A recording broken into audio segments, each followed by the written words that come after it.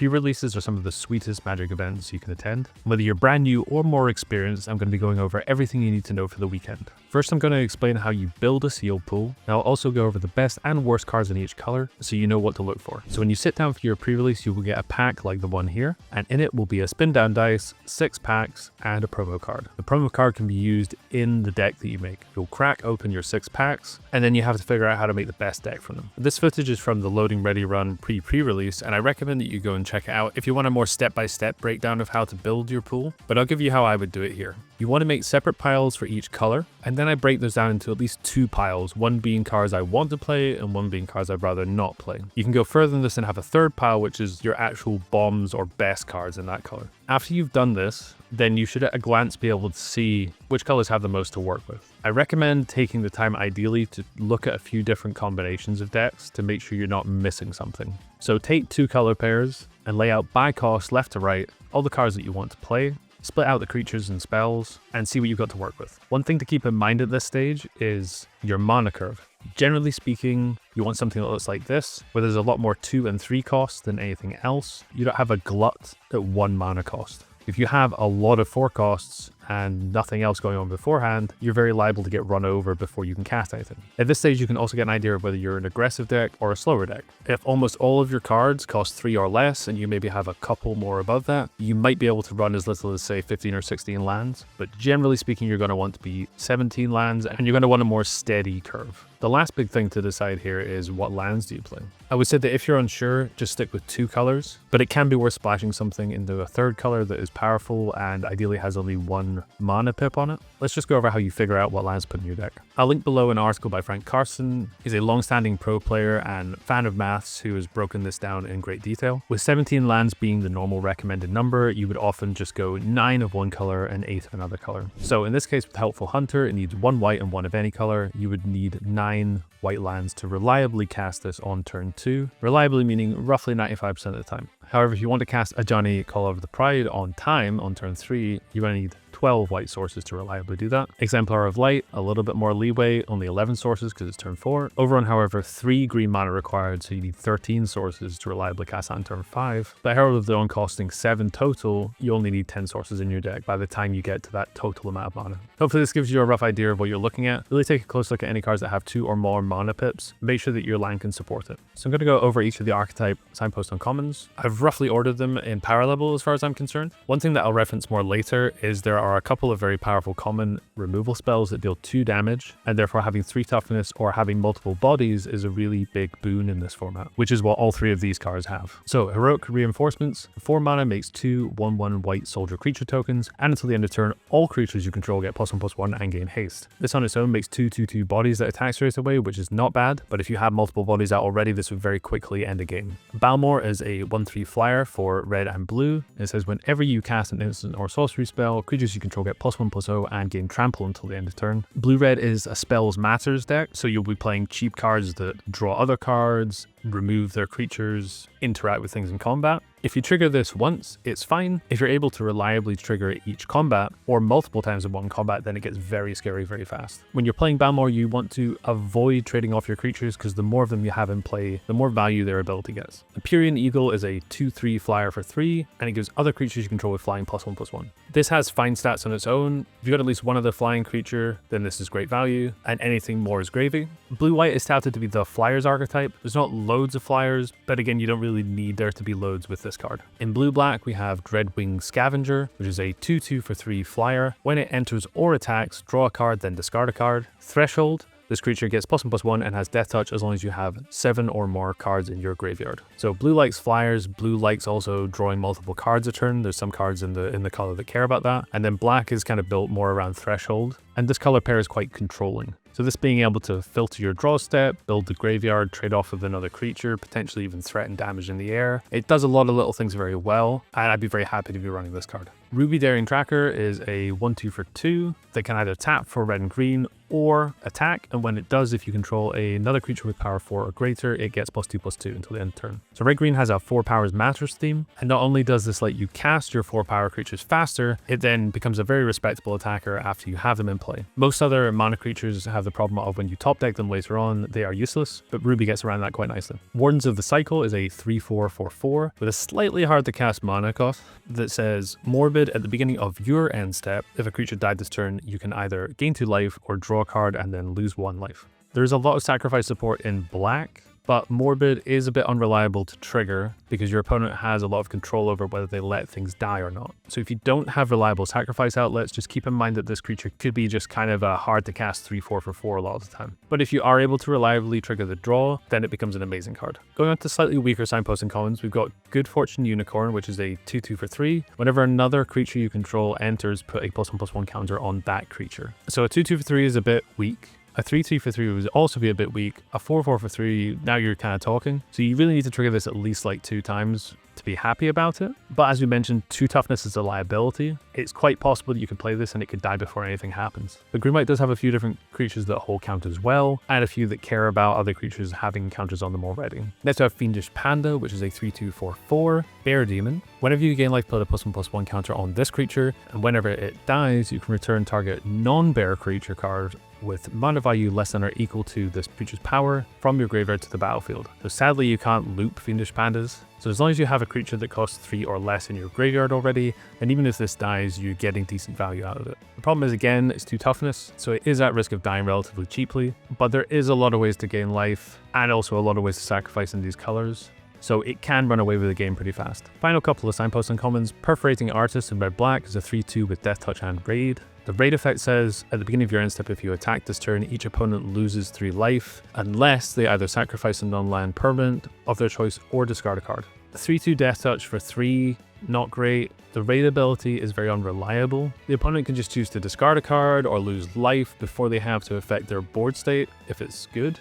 And so I'm not particularly excited to run this card. It's fine. Tatiova is a 3/3/4/5 with landfall. Whenever a land you control enters, gain 1 life and draw a card. The slower the format, the better Tatiova is, and sealed is usually quite slow. But if you play her for 5 and she dies before you can trigger her, it feels really bad. So ideally you want to play her with the ability to play a land on the same turn, which just makes her even slower. So if you want to play her, make sure you've got ways to stay alive until you can actually cast her. So I'm going to go over the top commons, uncommons, and then cards to avoid in each color. In white, we start with Banishing Light. 3 mana for an enchantment that exiles any target non-land permanent that an opponent controls until this leaves the battlefield. There's a lot of cards in this set that come in and don't do anything straight away, so efficient 1-for-1 removal like this is totally fine in this set, and just being able to deal with anything, not just creatures, is very nice. Felidar Savior is a 2/3/4 with lifelink. When it enters, you put a +1/+1 counter on each of up to 2 other target creatures you control. Again, white quite likes to go wide. If you can trigger this and put 2 +1/+1 counters on it, you're getting a very good rate, and lifelink is also relevant for various things going on. Healer's Hawk is a 1/1 flying lifelinker for 1. Again, there's ways to put counters on this. There's things that care about lifelink, there's things that care about flyers. This can quickly run away with the game if you're able to buff it up. Moving to the best uncommons, we have Sunblessed Healer, which is a 3/1 lifelinker for 2. And if you kick it for an additional 2 when it enters, you can return target non-land permanent card that costs 2 or less from your graveyard to the battlefield. You're happy to run this in any white deck. If you're more aggressive, than a 3/1 lifelinker for 2 is totally fine, but the ability to guarantee at least a 2-for-1 is great. Cat Collector is a 3/2/3. When it enters, you create a food token. Whenever you gain life for the first time during each of your turns, you create a 1/1 cat token. There's a lot of incidental lifelink in the set, which can quickly create an army of cats out of nowhere. But even without that, you still get a way to trigger it in itself, and so having a 3/2 that also makes a 1/1 is totally respectable. Resolute Reinforcements is a 1/1 for 2 with flash. When it enters, you get a Soldier's token. Again, white wants to go wide, making multiple bodies is great, and you could potentially surprise somebody and double block and kill off a creature. So some cards to avoid. A Stroke of Midnight is a 3-cost instant speed card that says destroy target non-land permanent. Its controller gets a 1/1 white human creature token. So you might think with Banishing Light being a 3-cost sorcery effect to remove any non-land permanent, that a 3-cost instant effect to remove any non-land permanent can't be that bad. But the problem is that giving the opponent a creature that can do things is a huge negative. In general, you really want to think about this as trading cards as resources. You want to be up on cards, you want to be up on pieces of cardboard in play. Next we have Twin Blade Blessing. For 1 white, it's a flash aura that gives the equipped creature double strike.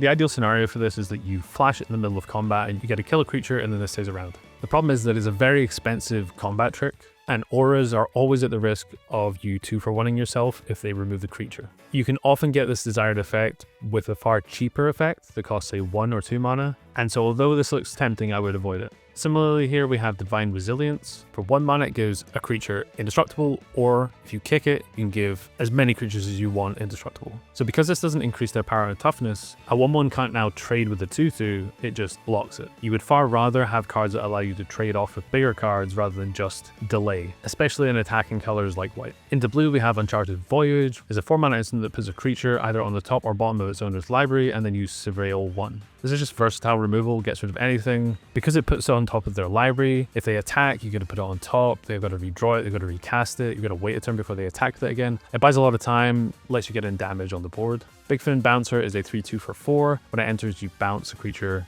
to its owner's hand. Again, allows you to get in damage. You build your board presence whilst they're having to spend time recasting their spells. This effect is always quite solid. And another common I quite like is Strix Lookout. It's a 1/2 flyer with vigilance for 2, and then you can pay 2 to draw a card, then discard a card. This feels like a nice kind of glue common, sort of greases the gears of everything. I'm very high on any card that lets you draw a card repeatedly or loot repeatedly, just to minimize bad luck. And blue does have things that care about drawing multiple cards, etc. Speaking of, we have Mischievous Mystic, which is a 2/1 flyer for 2. Whenever you draw your second card each turn, make a 1/1 flying blue fairy token. This guy's an army in a can. If he is left unchecked, he could just make a bunch of tokens and win the game. Even if he just makes 1 creature, you've done pretty well, and he needs to be killed instantly. Daybloom Trick for 3 makes 2 fairy flying tokens, and then you can tap down a creature. Often with blue decks, you might be racing an opponent in the air while they're on the ground. Being able to tap down their biggest creature before they attack, make a couple of flyers, and then alter the mass on the race dramatically can be very powerful. And then here's just kind of a better version of the owl. We have a 1/1 flyer for 1 with flash and pay 4, draw a card.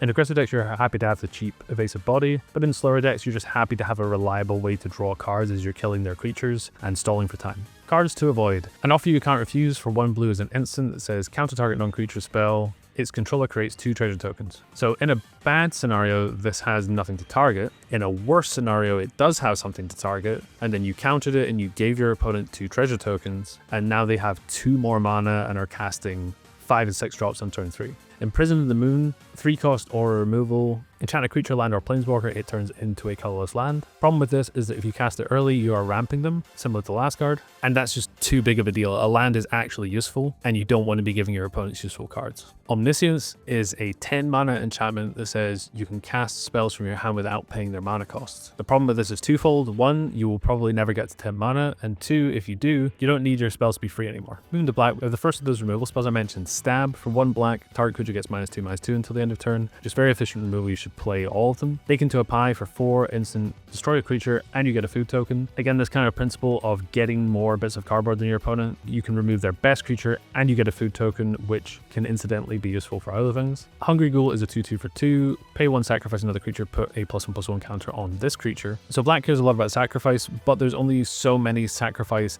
outlets in the set, and this is a very respectable one. You can use it as many times as you want, and you can use it at instant speed. This makes blocking really awkward for the opponent. If you attack in with it, they don't know how big you're going to make it. You can also block with the creature and then sacrifice it after it's blocked to grow this Hungry Ghoul and then take no damage from the attacker. There's a lot of nice little things you can do with it. Into uncommons, we have Vampire Nighthawk, which is a 2/3 flying Death Touch lifelink for 3. This card is insane. Showing my age of it, I played when this first came out in Zendikar, and it was like top 5 cards in the set, including Resin Mythics. If you're ahead, this will get you further ahead, and if you're very far behind, this will be one of the few cards that can bring you back from the edge. Vengeful Bloodwitch is a 1/1 for 2. Whenever this creature or another creature you control dies, target opponent loses a life and then you gain a life. As we mentioned, there's a lot of sacrifice synergies, there's also life gain synergies going around. This is just very efficient at what it does. Very quickly, your opponent can end up in a horrible situation where suddenly they just can't do combat with you anymore. Vampire Gourmand is a 2/2 for 2. Whenever it attacks, you may sacrifice another creature. If you do, you draw a card, and this creature can't be blocked until the end of turn. So again, as we mentioned, there's only so many reliable sacrifice outlets, and this one not only costs no mana, it draws you a card and makes it so this creature is very likely to survive. Cards to avoid. Painful Quandary is a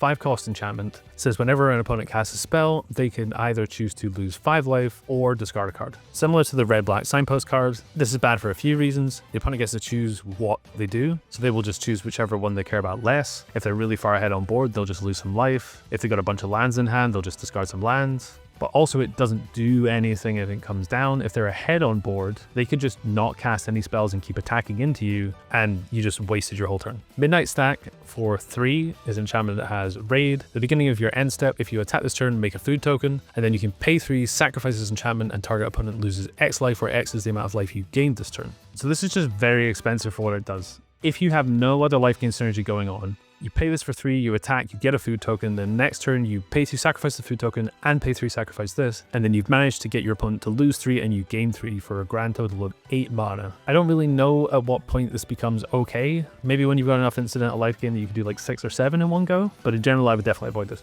Strongheart Blood Thief is a 2/2 for 3. At the beginning of your end step, if an opponent lost life this turn, put a +1/+1 counter on target vampire you control. A 2/2 for 3 is a bad rate, a 3/3 for 3 is not a great rate, and a 4/4 for 3 is kind of alright at that point. So you need to really trigger this twice to be happy, but the problem is dealing damage to your opponent is not very easy reliably. It's also got the magical 2 toughness, so I would just generally be trying to run other creatures. Going into red, I think this is actually one of the shallower colors. There's not very many commons I'm happy to be playing. Burst Lightning is amazing. It deals 2 damage to any target for 1 red, and if you kick it by paying an extra 4, it deals 4 damage instead.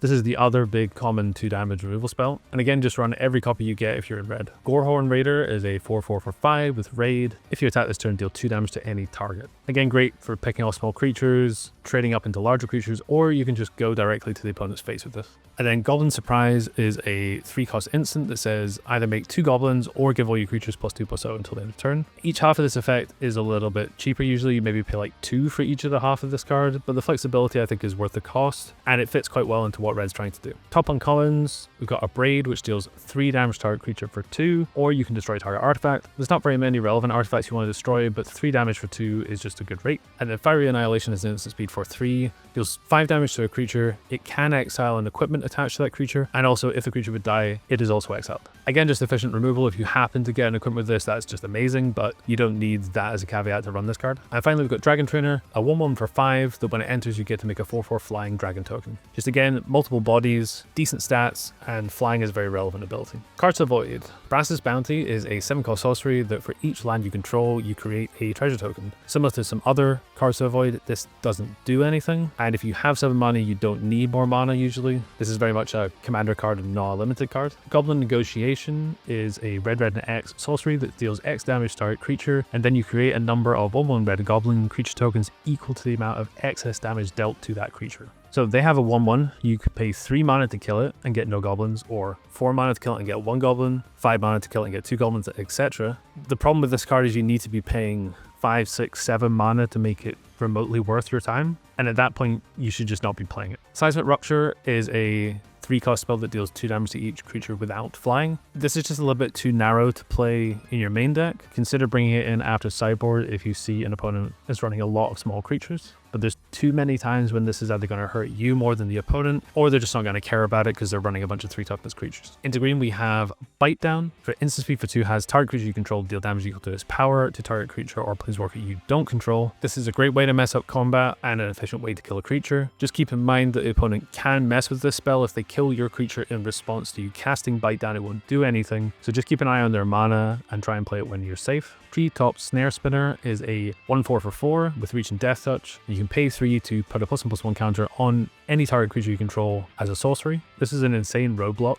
It stops most of the flyers that are going around. It's really annoying for aggressive decks to get through. If you untap with it and get to sink mana into adding counters, then it can quickly make a very nasty board state. Wary Thespian is a 3/1 for 2. When it enters or dies, you surveil 1. This is just a very solid card that any deck wants. If you're aggressive, you're happy that it's a 3/1. If you're playing a slower deck, you're happy that it might be able to trade up to, say, a 3-cost creature, and it helps you dig for either more spells or more land depending on what you want with the surveil triggers. Top uncommons, we have Elvish Regrower, is a 4/3 for 4. When it enters, return a permanent card from your graveyard to your hand, which is a guaranteed 2 for 1, and if you're picking the best card from your graveyard, maybe it's another 2 for 1. Felling Blow is a 3-cost sorcery that says put a +1/+1 counter on a creature you control, and then that creature deals damage equal to its power target creature and opponent controls. In many ways, I actually prefer the 2-cost common instant version of this spell, just because it's less likely you're going to get blown out by an opponent's removal spell, but it's still a respectable card, and the counter is important. Let's have Snakeskin Veil. 1 green, you get to put a +1/+1 counter on target creature you control, and it gives hexproof until the end end of turn. This is a great combat trick, allows smaller creatures to trade up,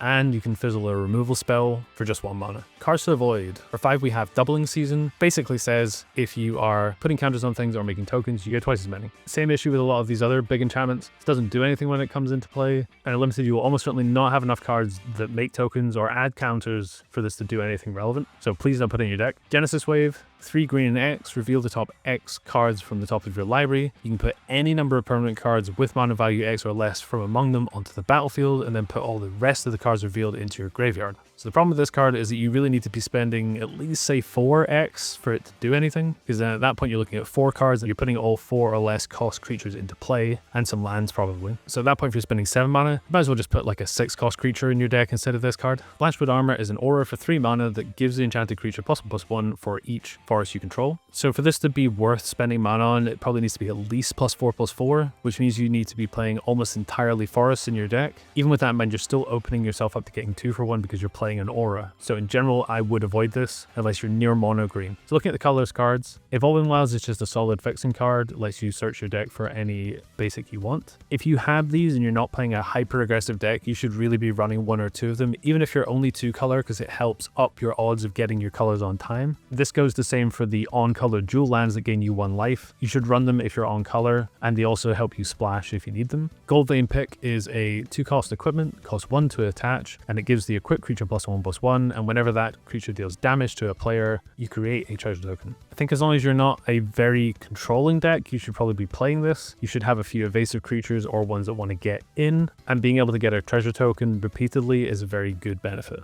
Meteor Golem is a 7 cost 3/3 that when it enters, you destroy target non-land permanent and opponent controls. Although this is quite expensive, 3/3 is a relevant body size, and being able to deal with any non-land permanent is great. And colorless cards to avoid, we've got the Boots for 2 that gives the equipped creature Hexproof and Haste.